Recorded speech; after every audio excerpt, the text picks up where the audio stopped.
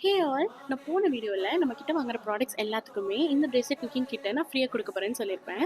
So இந்த bracelet making கிட்லேருந்து எப்படி நம்ம பிரேஸ்லெட் மேக் பண்ணலான்னு பார்த்துரலாமா?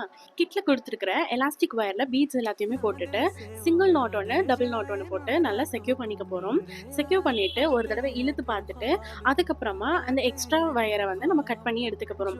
கட் பண்ணி எடுத்ததுக்கப்புறமா, கொஞ்சம் வயர் விட்டு கட் பண்ணோம் இல்லையா? அந்த வயர் வெளிய தெரியாம இருக்கிறதுக்காக, இதே இதுலேருந்து பீட்ஸ் நான் இப்ப பண்றேன் பார்த்தீங்களா? இந்த பீட வந்து அந்த வயர் தெரியாத அளவுக்கு அத உள்ள இன்சர்ட் பண்ணி விட்டுர்றேன்.